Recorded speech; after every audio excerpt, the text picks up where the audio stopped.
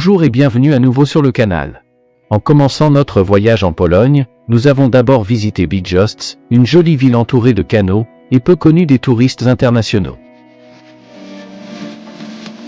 Ensuite, nous avons voyagé jusqu'à Torun, qui possède l'un des plus beaux centres historiques médiévaux du pays, et qui est également célèbre car c'est ici que Nicolas Copernic est né.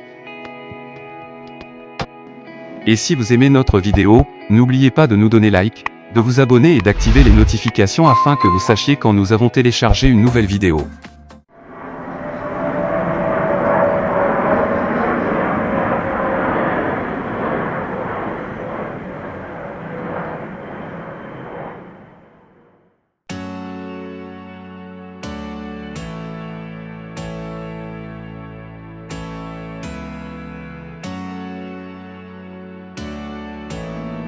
Bydgoszcz compte environ 350 000 habitants et est la 8e ville de Pologne, très connue pour le tourisme national, mais peu connue pour le tourisme international. Nous avons commencé notre visite en traversant l'un des ponts qui donne accès à ce qu'on appelle l'île des Moulins, une île qui est le cœur vert de la ville, avec des parcs, des chemins bordés de vieux arbres, et où nous avons trouvé de jolis jardins, des ponts pittoresques et d'anciens moulins restaurés, un lieu semblable à un oasis pour se promener sur ces sentiers ou se détendre au bord de la rivière.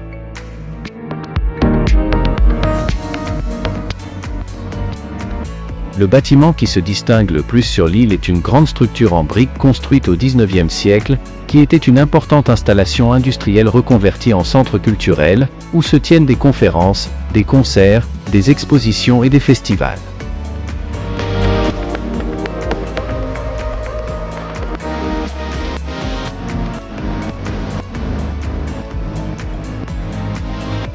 En flânant le long des canaux de l'île, nous avons profité de ce que l'on appelle la Venise de Bydgoszcz, ainsi nommée en raison de ces canaux, entourés de pittoresques blocs de maisons anciennes.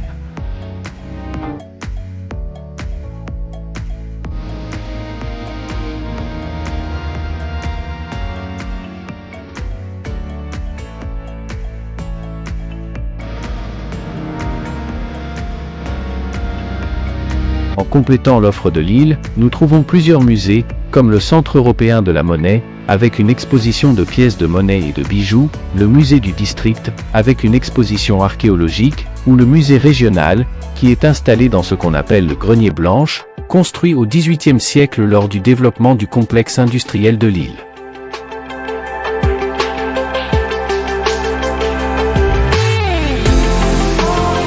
En traversant un pont, nous avons quitté l'île des Moulins et nous sommes entrés dans le centre historique de Bydgoszcz, arrivant à la place du Vieux Marché.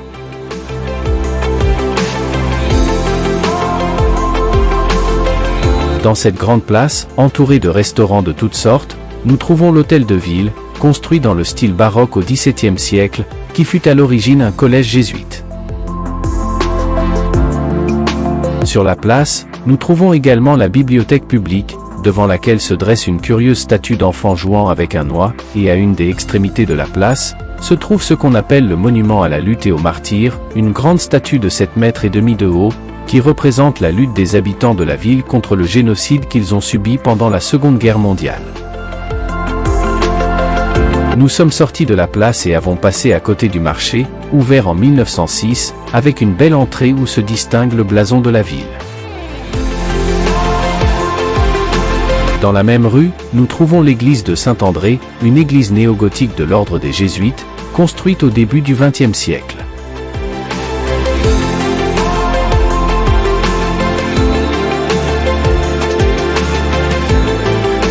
Nous continuons à nous promener dans cette belle ville, profitant de l'après-midi et des nombreux et singuliers bâtiments en briques, mettant encore plus en valeur la teinte rougeâtre du coucher de soleil, et nous arrivons au canal de Bydgoszcz, une voie navigable qui a été essentielle au développement économique de la ville.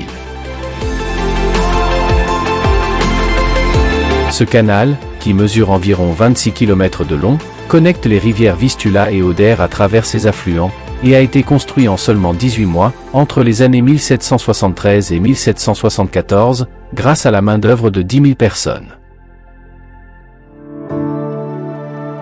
Suspendue au-dessus du canal, nous trouvons la sculpture la plus célèbre de la ville, la sculpture de l'homme traversant la rivière, qui a été inaugurée en 2004 pour célébrer l'entrée de la Pologne dans l'Union européenne.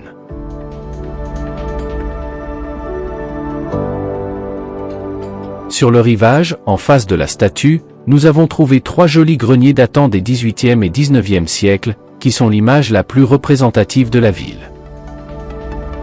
En nous promenant le long de la rive, nous avons rencontré une statue de Saint Jean Népomucène. À côté de la statue, nous trouvons la cathédrale, construite entre 1466 et 1502, et bien que la façade extérieure de cette petite cathédrale ne soit pas très impressionnante, il vaut la peine de visiter son intérieur coloré.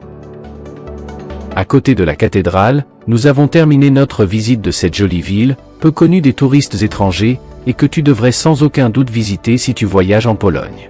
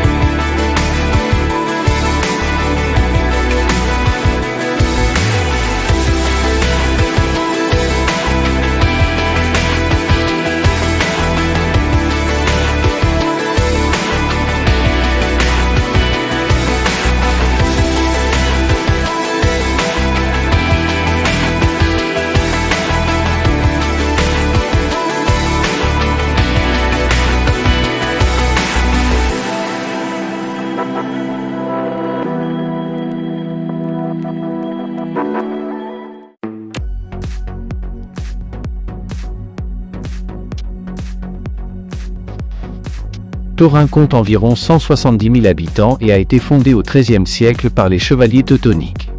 Heureusement, elle n'a pas eu besoin d'être reconstruite après la Seconde Guerre mondiale, contrairement à Gdansk ou Varsovie, et peut donc profiter d'un centre médiéval intact, considéré comme l'un des plus beaux de Pologne. À Toruń se trouve l'université Nicolas Copernic, et nous avons commencé la visite près de l'un des bâtiments de l'université, le Collegium Maximum, construit au XIXe siècle après avoir démoli une partie des remparts, et à l'intérieur duquel se trouve le musée universitaire. Nous poursuivons notre visite en suivant les murs de la ville, construits au XIIIe siècle et s'étendant jusqu'au XVe siècle, avec une longueur initiale de 4 km, comprenant 54 tours, 11 portes et 2 barbacanes. Une des tours est la tour inclinée, qui mesure 15 mètres de hauteur et a plus d'inclinaison que la tour de Pise, ayant été pendant un temps une prison pour femmes.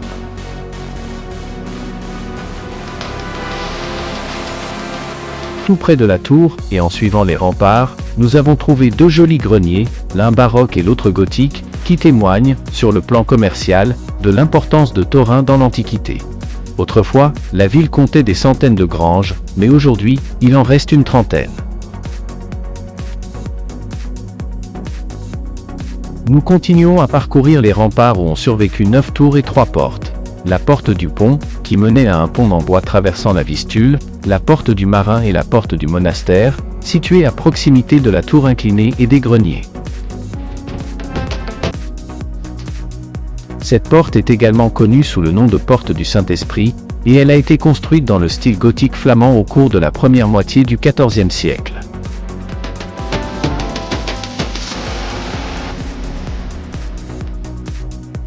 En suivant la muraille, nous sommes arrivés à la tour du Colombier, ainsi nommé en raison des colombiers qui se trouvaient à son sommet au XIXe siècle, utilisés par l'armée pour les pigeons voyageurs. Plus tard, nous avons trouvé la porte principale de Torin, la porte des Marins, qui mène à la cathédrale et à la place, et qui a été construite en 1432 par le même constructeur qui a participé à la construction de la cathédrale.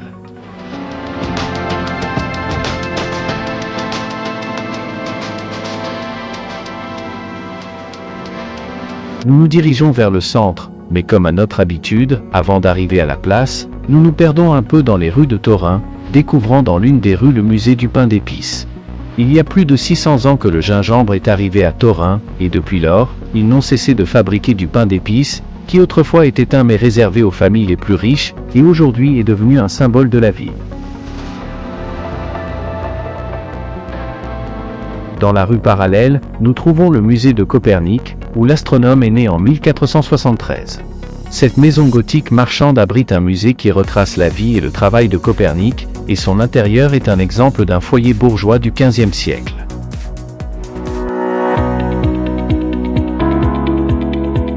Nous revenons à la porte des Marins et nous nous dirigeons vers le centre, découvrant la cathédrale gothique de Saint-Jean, une église gothique qui est devenue cathédrale en 1992 grâce à Jean-Paul II.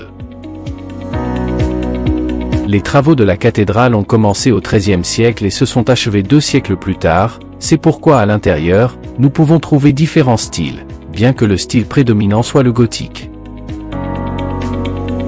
Voici la cuve baptismale médiévale du XIIIe siècle, dans laquelle Copernic a été baptisé en 1473.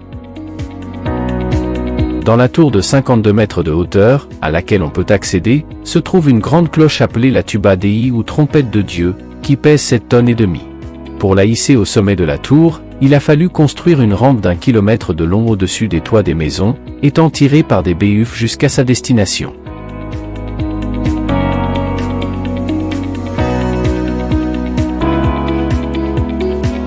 Depuis la cathédrale, nous sommes arrivés en peu de temps à la place du marché de la vieille ville, où nous avons trouvé des bâtiments aussi importants que l'ancien hôtel de ville, le bâtiment des postes ou l'église de l'Esprit Saint. Ici, nous trouvons également une statue dédiée à Nicolas Copernic, érigée en 1853, et qui est aujourd'hui l'un des points les plus représentatifs et photographiés de la ville.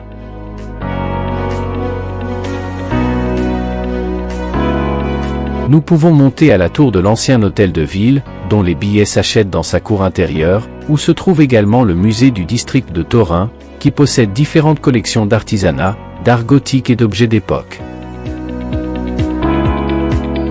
Après avoir acheté les billets, nous avons commencé l'ascension de la tour, qui mesure 40 mètres de haut, et où nous devrons gravir 200 marches, bien que les panoramas qu'elle nous offre sur Torin rendent l'effort digne d'être fait.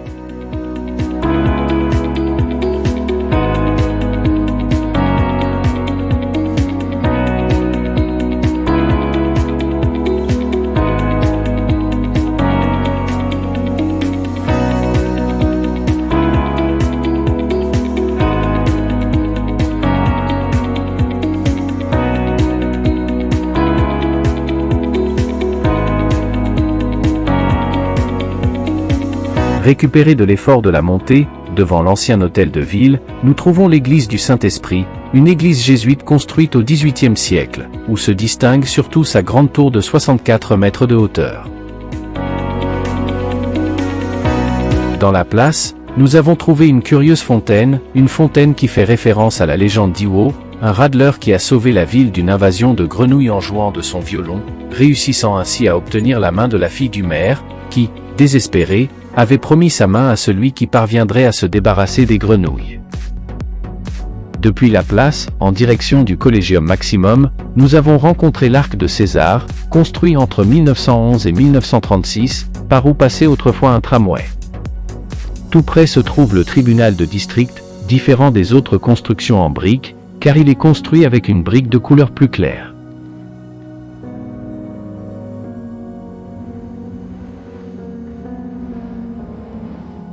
Face au tribunal se dresse l'impressionnante église de l'Assomption de la Vierge, également connue sous le nom d'église de la Vierge Marie, dont la première construction remonte à 1239, et le bâtiment gothique que l'on connaît aujourd'hui a été édifié au XIVe siècle.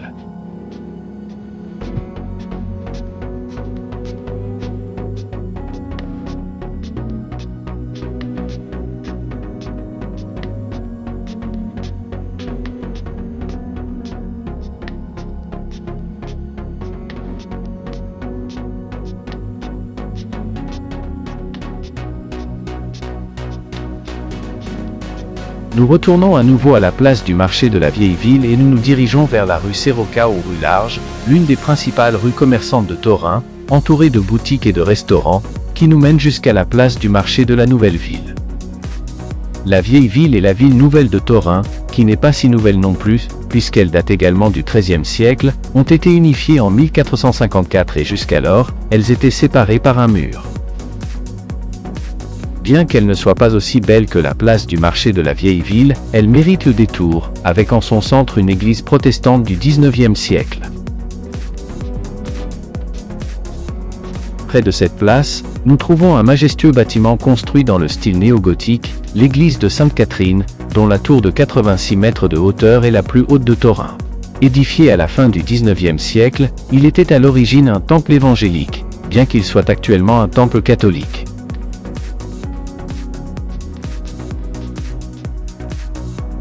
En revenant vers l'intérieur, nous découvrons l'impressionnante église de Saint-Jacques, considérée comme la plus belle de Torin, construite dans le style gothique au cours de la première moitié du XIVe siècle, et élevée au rang de sanctuaire en 2021. En ce qui concerne l'intérieur, qui est profusément décoré, nous trouvons un mélange de styles assez intéressant, car les fresques des murs sont gothiques tandis que tout le mobilier est baroque.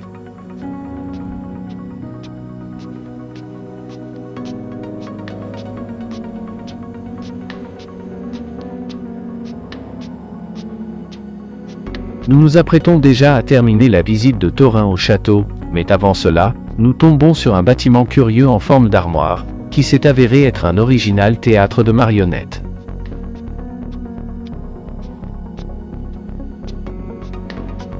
Notre dernière visite à Torin est les vestiges du château teutonique, qui a commencé à être construit au XIIIe siècle, d'abord en bois, puis en pierre et en briques, et qui a été agrandi jusqu'au milieu du XVe siècle.